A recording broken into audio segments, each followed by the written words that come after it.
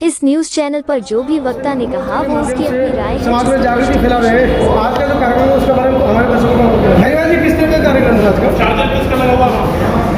हमारे अखिल भारतीय समाज मजदूर Congress trade union जिसका मैं राजेश बेनीवाल राज्य अध्यक्ष और हमारे संगठन ने तय किया है कि 23 अक्टूबर को जनता संपर्क राष्ट्रव्यापी आंदोलन एक दिन का रखा गया है। अपने सफाई कर्मचारियों की मांगों को लेकर और इसमें वर्गीकरण का जो मामला है, वर्गीकरण के विषय को लेकर मेरा माइक लगा दो ना अंकल जी के। निवेदन किया गया है कि वो सभी राज्यों में लागू करवाने के लिए आदेश करें राज्य सरकार। साथ ही हमने ठेकेदारी प्रथा को इसमें मांग रखी है कि ठेकेदारी प्रथा को सफाई के काम को ठेकेदारी प्रथा से अलग रखा जाए और जब तक वाल्मीकि समाज और सफाई कर्मचारियों का पूर्ण विकास नहीं हो जाता तब तक पूरे ठेकेदारी प्रथा सफाई के काम में लागू नहीं होता है। अच्छा, 15 साल से केंद्र में बीजेपी की सरकार है। 15 साल से बीजेपी की सरकार है और उससे पहले कांग्रेस की सरकार रही है 65 वर्ष। तो जो अधिकार मिलने हैं वो कौन देगा?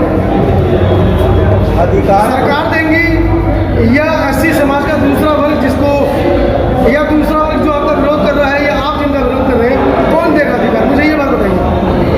पहली बात तो हम किसी का विरोध नहीं कर रहे हैं। जो विरोध कर रहे हैं उसका विरोध करने वाले लोग हम तो उनका भी स्वागत करते हैं, लेकिन इससे ये भी पता लगता है कि अब तक वो लोग बुद्धिजीवी माने जाते थे, लेकिन वो कितने बुद्धिजीवी हैं कि अपने पांव पर खुद कुल्हाड़ी मारने का काम उन्होंने किया है। और ये बात आदरणीय वीर सिंह गौर जी की पहल पर उनको बताई गई और उनको अब समझ में भी आई है। और अगर समझ में नहीं आई तो सुप्रीम कोर्ट का ये निर्णय किसी के घर का निर्णय नहीं है, ये सुप्रीम कोर्ट का निर्णय, ये किसी सरकार का निर्णय नहीं है और सुप्रीम कोर्ट का निर्णय सभी राज्यों में लागू होगा। कुछ 2-4 लोग बात कही, हम पूरे समाज की बात नहीं कर रहे, हम एक ही बात कर रहे हैं जिन्होंने 1 अगस्त के फैसले के बाद जो विरोध किया। हम उन बुद्धिजीवियों की बात कर रहे हैं जो प्रोफेसर, वकील सभी लोग आकर इस तरह से उन्होंने किया, जबकि उन्हें भूमिका निभानी थी कि इस पूरे समाज के साथ बैठकर चर्चा करके आगे बढ़ना चाहिए था। उन्होंने कहीं ना कहीं समाज को गुमराह करने का काम किया और बहुजन समाज की ताकत को तोड़ने का काम किया। लेकिन आदरणीय वीर सिंह गौर जी ने इस खतरे को भापा और उन्होंने मध्यस्थता करते हुए जो आप बैठक बता रहे हैं उस बैठक का आयोजन कराया और दिल्ली में उस बंद का कोई असर भी नहीं हुआ और उस पर अभी पहल चल रही है। हम उनका स्वागत करते हैं कि वो बैठ कर बात करें कि इस निर्णय में उनका क्या नुकसान है। अगर उनका कोई नुकसान होगा तो वाल्मीकि समाज फिर भी उनके साथ खड़ा हो जाएगा, लेकिन ये तो बताए कि नुकसान क्या है। बहुत साहब आप सरकारी कर्मचारी रहे हैं और सारे सरकारी कर्मचारी यहाँ बैठे हैं। वर्गीकरण के बड़े पैमाने पे आंदोलन हो रहे हैं। जब आपके पास में सरकारी नौकरियां नहीं बचेंगी तो कोटे में से कोटा किससे लेंगे आप? नहीं, ये एक बड़ा आप अजीबो गरीब आपका प्रश्न है। ये प्रश्न ही गलत है। क्यों गलत है?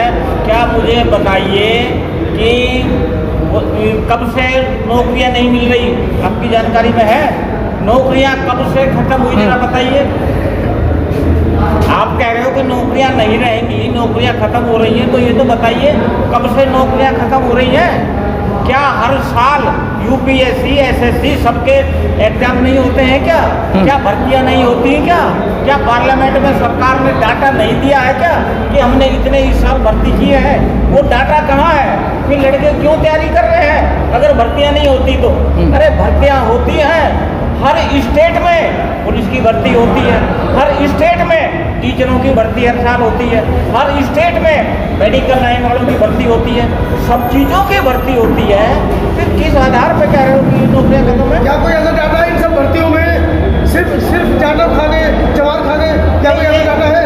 ये इशू नहीं है। इशू नहीं है। हाँ, जाटव खा गए, चमार खा गए, ये तो जब उन्होंने जो ऐसा प्रदर्शन किया है उसके बाद ही तो प्रतिक्रिया है।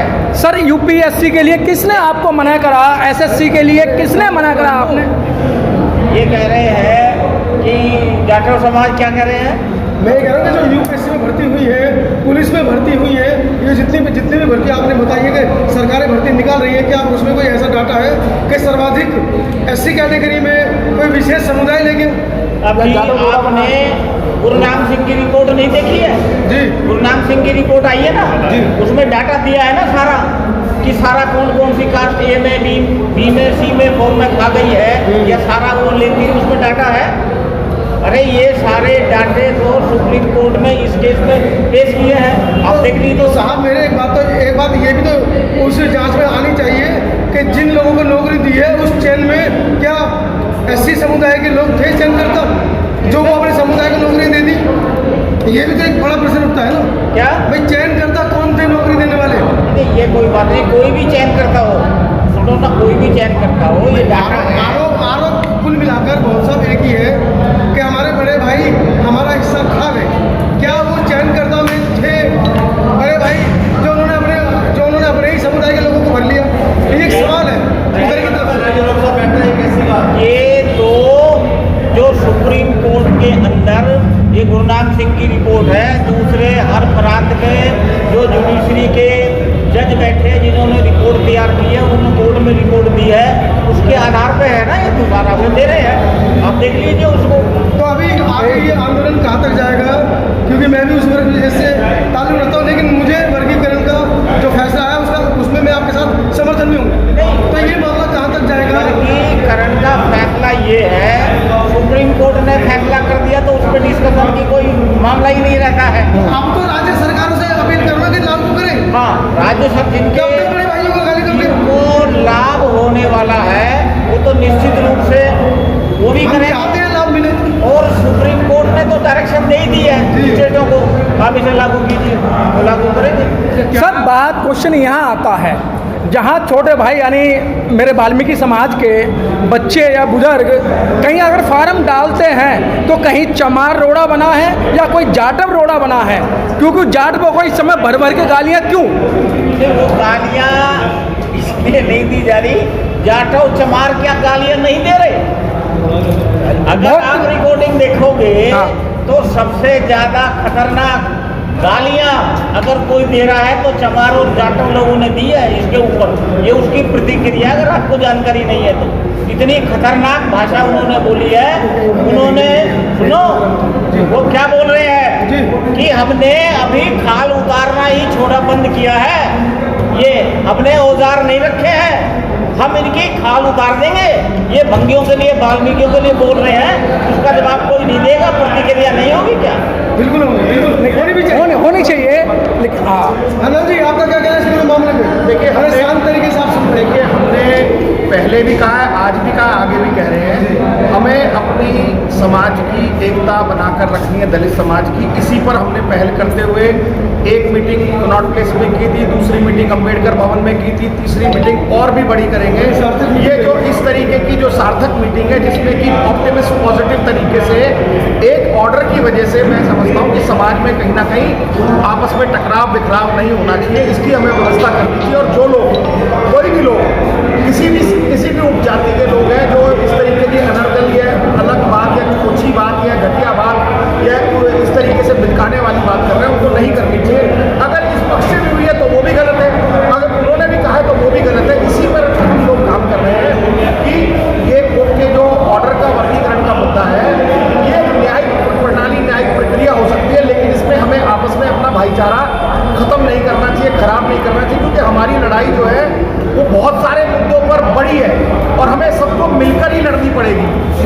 हमें मिलकर नहीं लड़े तो वो लड़ाई हम कभी भी कामयाब नहीं हो सकते। एक आखिरी सवाल ले लेता हूँ आपसे आनंद सिंह जी, बहुत सा भी दे सकते हैं उसका जवाब। कुछ वैचारिक मतभेद के लोग जो आज हमारे सरमाए बन रहे हैं और जीवन भर हमारा शोषण किया, वो गाजियाबाद की एक सभा में कहते हैं कि हम तन से, मन से, धन से और गन से आपके साथ हैं।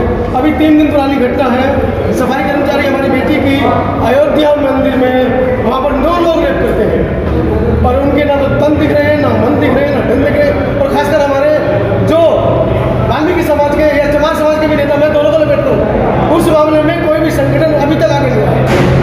ऐसा है, पहली बात तो आपके पहले सवाल का जवाब दे दूँ कि ये हमारा आपसी मुद्दा है। इस मुद्दे में हम किसी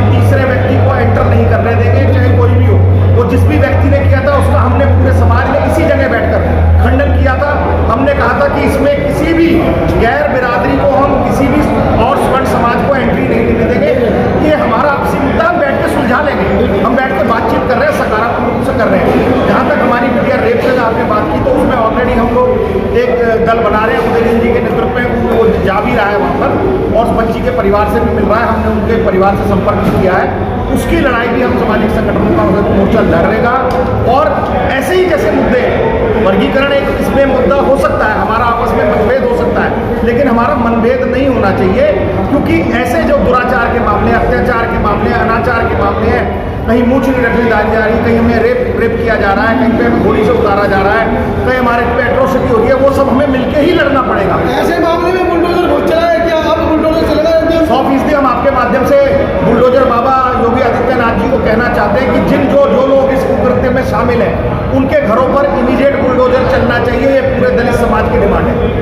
क्या ये पूरा मंच सभी गाँव लोग बैठे हैं, ये स्वीकार कर रहा है कि आज से बसपा और आजाद समाज पार्टी का विरोध कर रहे हैं? देखिए, इसमें बसपा और आजाद समाज पार्टी, राजनीतिक लोगों के भाषण है। देखिए बसपा और आजाद समाज पार्टी की बात नहीं है। बात यह है कि जो इस वक्त एक विपदा का समय आया, या मैं कहूँ कि एक आपसी मनमुटाव का समय आया, उस वक्त जो ये लीडरान थे, इनको इसमें पहल करनी चाहिए थी कि आपसी भाईचारे को बना के रखते। उल्टा आज एएसपी ने और बीएसपी के दोनों के सुप्रीमो ने बंद की कॉल दी, उसके बाद उन्होंने एक प्रदर्शन की कॉल दी, ट्वीट के माध्यम से, मीडिया के माध्यम से उन्होंने इस तरीके की कॉल दी, जबकि उनका फर्ज ये होना चाहिए था कि जब इस तरीके की अगर कोई बात हुई है तो वो एक समझदार लीडर है, वो एक बड़े लीडर है। एक बहन मायावती जी उत्तर प्रदेश जैसे बड़े सूबे की मुख्यमंत्री रही है, एक अभी हमारा भाई जो है वो छोटा भाई नवनियुक्त सांसद बने हैं। उनको इस तरीके का परिचय देना चाहिए था कि एक लार्जर परिवार है, उसको जोड़ने की बात करनी चाहिए थी, ना कि एक संकीर्ण सोच करके एक व्यक्तिगत एक उपजाति के समाज की वो लीडरी करें, उनकी बात रखें। ये उन्हें बड़े लीडर का परिचय देना चाहिए था। अनफॉर्चुनेटली उन्होंने नहीं दिया है, तो कुछ लोगों ने अपने भाव उस विषय में भी रखे हैं, तो ये उसी संदर्भ में। तो संयुक्त मोर्चे की अगली रणनीति क्या होगी? 500 मीटिंग संयुक्त मोर्चे की हम कर रहे हैं। कल संडे को भी हमारी 7 मीटिंग हुई है। वीर सिंह बहुत साहब भी बवाना में, शाहबाद में, नरेला गए हैं, हमने सागरपुर में मीटिंग की है, और तमाम मीटिंग अभी वसंत गांव में मीटिंग है हमारी। और आपको एक बात और बता दूँ, आज हमने शाम को 6 बजे मुनीर का बौद्ध विहार में भी मीटिंग रखी हुई है। जाटव समाज के लोगों से हम सारे लोग भी जा रहे हैं, हमारे इसी संदर्भ में रखी है वर्गीकरण के। हम ऐसी छोटी छोटी बड़ी बड़ी तमाम बैठकें कर रहे हैं, जिससे कि कुछ एक मत बन सके, जिससे कुछ आपसी सलाह मशवरा हो सके। इस पर हम जब तक काम करते रहेंगे, जब तक हमारा आपसी प्यार प्रेम बना रहेगा और हम आपसी कोई फैसला नहीं करते।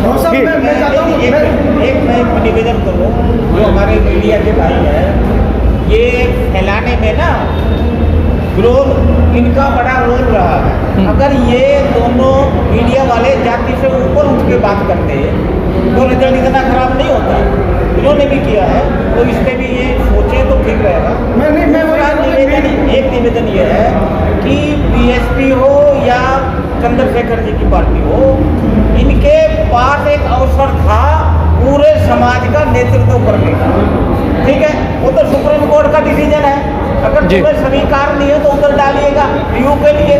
तुम सबकी बात तो कीजिए, तो तुम बड़े नेता बनते।